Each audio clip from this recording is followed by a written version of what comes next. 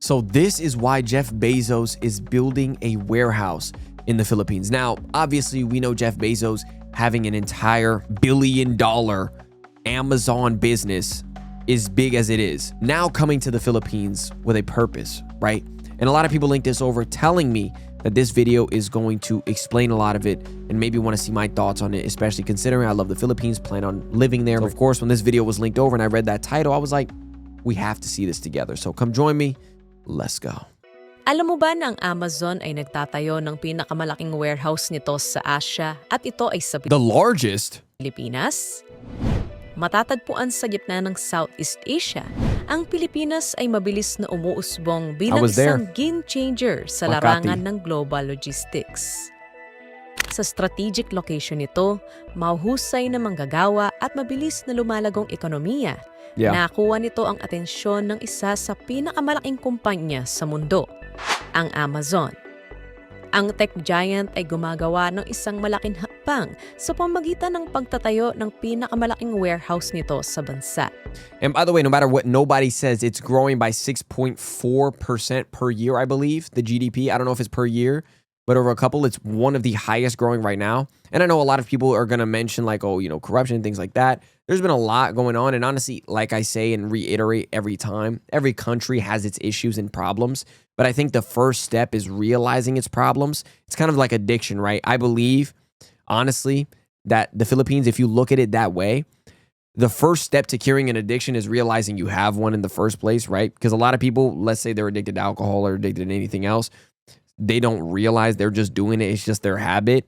But I think the first step is that the Philippines recognizes that there's issues like this happening, right? And they're working towards that. Wow. In the meantime, the GDP is growing, economy is growing, ideas are flowing, all of these things are happening, and people are coming in to invest into the Philippines. There is things that are happening that we do have to realize. And of course, the tools at the arsenal of the Philippines is vast. So we do need to pay attention to that too. Ngunit, bakit ang Pilipinas? Anong mayroon sa tropical na bansang ito para maging perfect choice para sa malaking proyekto ng Amazon? Bago po natin sagutin ang mga tanong na yan, inaanyahan ko po kayo na i-like ang video na ito dahil isa po yung napakalaking tulong para sa aming mga content creator. Maraming salamat po.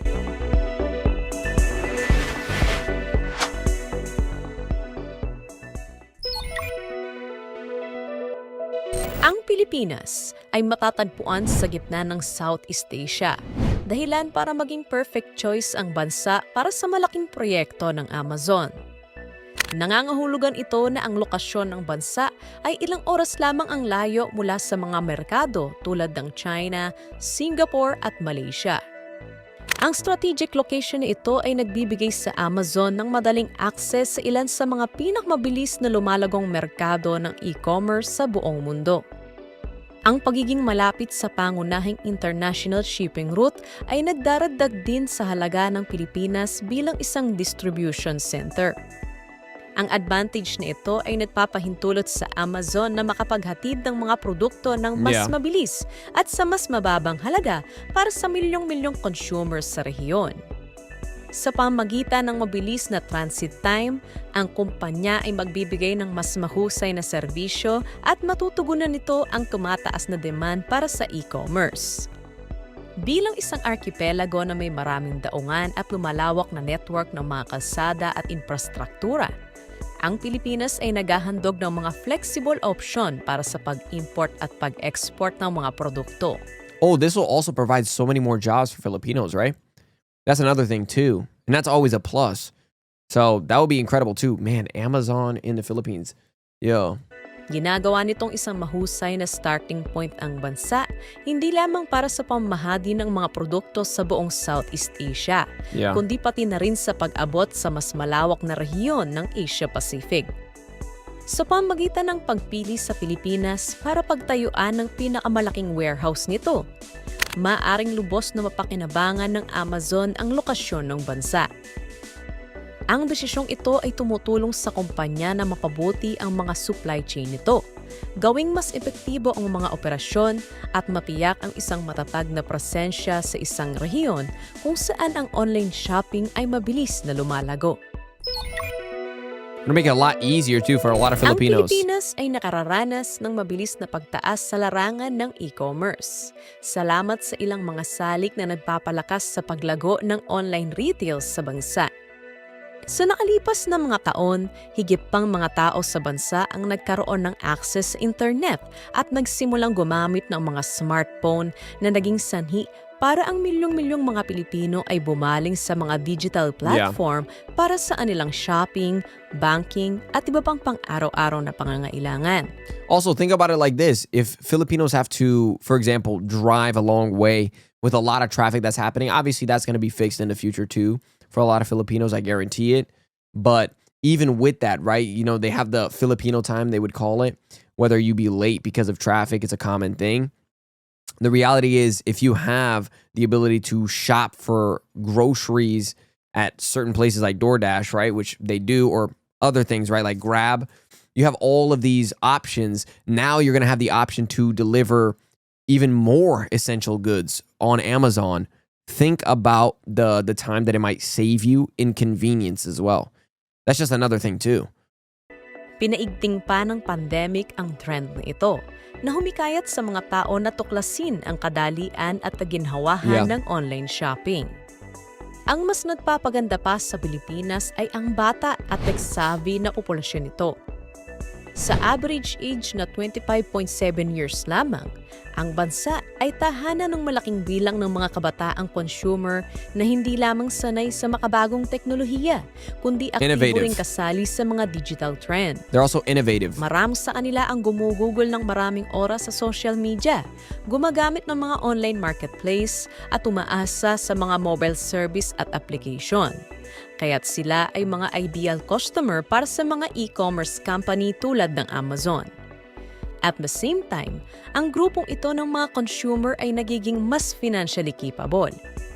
Sa patuloy na pagtaas ng kita at lumalaking middle class sa bansa, tumataas din ang kapasidad ng mga mamamayan nito na makabili, partikular na ang mga kabataan. Ang mga kabataang mamimili na ito ay naghahanap ng convenience, variety at easy access sa mga produkto na siyang pangunahing lakas ng online retail. Ang lumalaking interes sa online shopping sa Pilipinas ay nagbibigay rin sa Amazon ng pagkakataon na mag-alok ng malawak na variety ng mga produkto mula sa mga gadget, damit, gamit sa bahay at mga specialty goods. Yeah, exactly. May demand para sa halos lahat ng bagay. Sa pamamagitan ng pagpasok sa merkadong ito, ang Amazon ay maaaring magtatag ng isang malakas na presensya sa isang bansa kung saan ang online shopping ay mabilis nang nagiging bahagi ng normal na buhay. Yeah, even everywhere. Habang patuloy na lumalago ang digital economy sa Pilipinas, ang Amazon ay may pagkakataon hindi lamang para maabot ang malaking grupo ng mga customer, kundi pati na rin para mag-innovate at mag-adapt sa mga pangangailangan ng mabilis na nagbabagong merkadong ito. Yeah. Which is crazy, dude. Ang So Pilipinas much. ay nag-aalok din ng iba-ibang economic incentive, dahilan para maging isa itong kaakit-akit na destinasyon para sa mga multinational company tulad ng Amazon. Isa sa mga pangunahing insentibo na maaaring gamitin ng Amazon ay ang potensyal para sa mga tax break na ibinibigay ng gobyerno ng Pilipinas. Ang mga kumpanya na nag-i-invest sa mga prioridad na industriya tulad ng logistics at e-commerce ay kadalasang kwalipikado para sa pinababang corporate income tax, exemptions mula sa tax duties sa imported na kadamitan at iba pang fiscal incentives. Pinahusay rin ng bansa ang mga proseso ng pag-import at pag-export nito upang padaliin ang kalakalan sa pamagitan ng pagbabawas ng mga bureaucratic hurdles at modernisasyon ng mga customs procedure.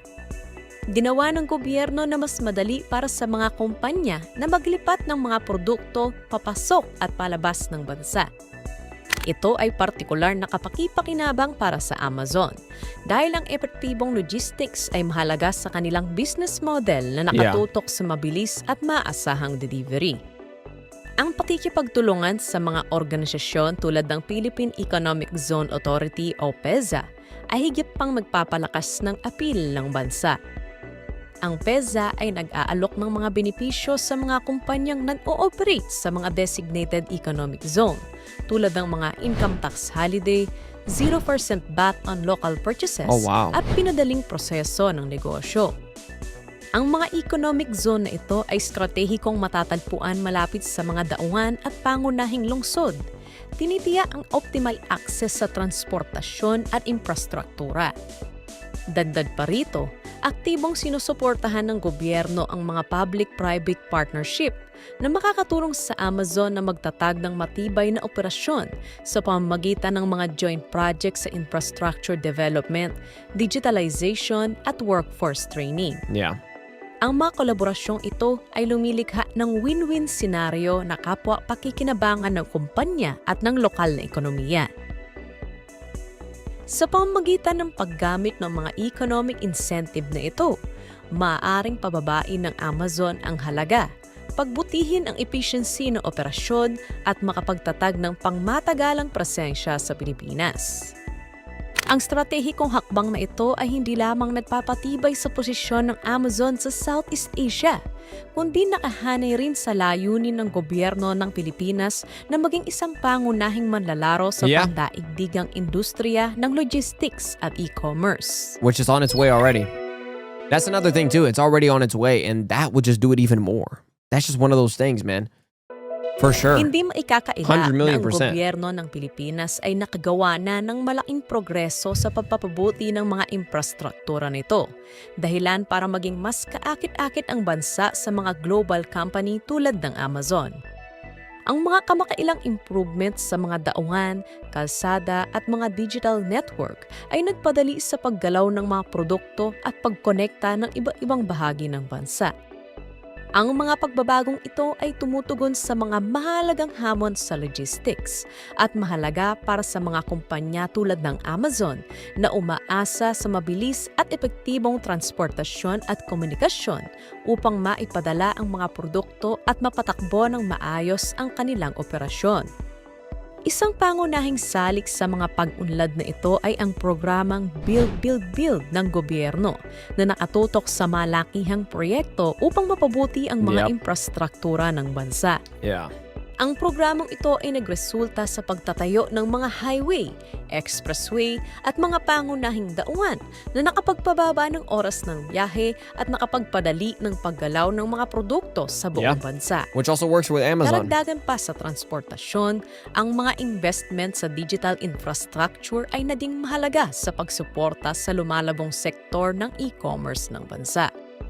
Ang pinalawak na broadband access at ang pagpapakilala ng 5G technology ay nagbigay ng mas mabilis at mas maaasahang internet na nagpapadali sa mga kumpanya tulad ng Amazon na pamahalaan ang kanilang supply chain, makipag-ugnayan ng epektibo at magbigay ng mas mahusay na serbisyo sa mga customer. Ang Pilipinas ay nag-aalok din ng malaking advantage sa Amazon pagdating sa gastos. Ang labor sa Pilipinas ay mas abot kaya kumpara sa mga kalapit na bansa tulad ng Singapore, Malaysia at Thailand. Ngunit ang mga manggagawa ay mataas ang kasanayan, edukado at bihasa sa Ingles. Exactly. It's Dahil literally dito, perfect. ang mga manggagawang Pilipino ay isang excellent choice para sa mga pangangailangan ng Amazon. Exactly. Sa isang multinational company, napakalaga ng English proficiency, lalo na sa mga dawain tulad ng customer service, logistics coordination at iba pang pangunahing operasyon. Ang balancing ito ng low-cost at high-quality labor ay perpektong akma sa layunin ng Amazon na Yeah. mapanatiling cost-effective ang mga operasyon habang pinapanatili ang mahusay na serbisyo. Ang mas mababang sahod sa Pilipinas ay tumutulong sa Amazon na makatipid sa mga gastusin, lalo na sa mga lugar na nangangailangan ng maraming manggagawa tulad ng warehouse operations, delivery services at customer support. Bilang karagdagan sa pagiging abot kaya, ang mga manggagawang Pilipino ay kilala sa kanilang pambihirang work ethic at kakayahang mag-adapt ng mabilis dahil sa kanilang mataas na level ng dedikasyon at kasanayan. Yeah, so it's even perfect workers as well because not only are they obviously highly skilled, but it's the idea that they are especially loyal in terms of making sure the job is done right.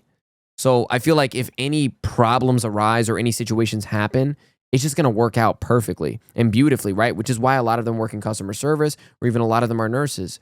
They're caring and they actually want to put effort into what they do. So they have almost like that Japanese prophecy that they take as well. Filipinos almost do it subconsciously, which is ikigai, right? Which is like putting effort into anything you do, anything small, whether it's just walking or sipping a coffee, is you take effort into making sure those things are done in a beautiful and thoughtful, purposeful way. And I noticed that in Filipinos a lot, especially when I was there, man. Even just a security guard puts thought and purpose into what he's doing when he took care of things that we thought would be an inconvenience. He took as an opportunity to be like, let me help you.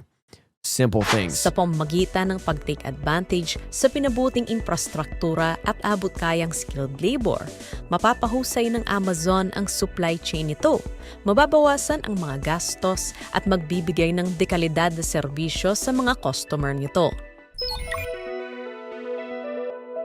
Ang desisyon ng Amazon sa pagtatayo ng pinakamalaking warehouse nito sa Pilipinas ay inaasahang magdudulot ng malalaking benepisyong pang-ekonomiya, lalo na sa pamamagitan ng paglikha ng maraming trabaho.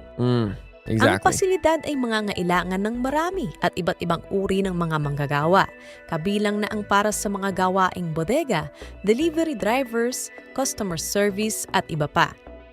Bukod pa rito, ang presensya ng Amazon ay maaring humimok ng higit pang mga investment sa lugar na magdudulot ng pagbuti ng mga infrastruktura at serbisyo na magpapahusay naman sa kalidad ng buhay ng mga tao sa nakapaligid na komunidad. Yeah. Ang pagtutok ng Amazon sa sustainability ay maaaring magkaroon ng positibong epekto sa Pilipinas. Maaaring itampok ng bagong warehouse ng Amazon ang mga green initiative tulad ng mga solar panel at mga energy-efficient technology upang mabawasan ang epekto nito sa kapaligiran. Ang bagong warehouse ng Amazon sa Pilipinas ay isang estratehikong hakbang upang makipagkompetensya sa iba pang e-commerce giants, lalo na ang Alibaba sa Southeast Asia. Habang patuloy na lumalago ang online shopping sa rehiyon, ang kompetisyon para manguna sa merkado ay patuloy ring tumitindi. Ang Alibaba, sa pamamagitan ng platform nito na Lazada, ay nakapagtatag na ng malakas na presensya sa Southeast Asia. Sa pamamagitan ng investment sa Pilipinas, layunin ng Amazon na hamunin ang dominasyon ng Alibaba sa pamamagitan ng pag-aalok ng mas mabilis na delivery, mas malawak na seleksyon ng mga produkto at mas mahusay na access sa e-commerce platform nito. Much more convenient. Ang Pilipinas na may lumalaking digital population ay nakikita bilang isang mahalagang battleground para sa pangingibabaw sa e-commerce sa Southeast Asia. Yeah. Sa pamamagitan ng pagtatayo ng pinakamalaking warehouse nito sa bansa, pinapalakas ng Amazon ang logistics nito at pinapalawak din ang saklaw nito, na naglalagay rito sa mas magandang posisyon upang makipagkompetensya sa Alibaba at iba pang kakompetensya nito. Ang investment ng Amazon sa infrastruktura at teknolohiya ay magbibigay rito ng competitive edge sa mabilis na umuusbong na merkadong ito. Yeah. Ngayon, absolutely. Oras na para... Yeah, definitely enjoyed that. I think there's so much potential. And honestly, you can just envision that happening with obviously more jobs and much more faster delivery, allowing a lot more people to be more innovative, save a lot more time, more convenience. There's so many upsides. And honestly, I want to hear what you guys think. You guys link this over, and those are my thoughts. Absolutely love the Philippines and absolutely love this. Thank you guys for linking this over. I love you guys. Till next time, peace. How good you been living? Wait, how good you been living? I've been living too good for you. I've been living too. Did what I did and I do it again. Every move that I make, I ain't feeling repent. Nobody believes to believe it's a friend, and you question your moves like you really won't end.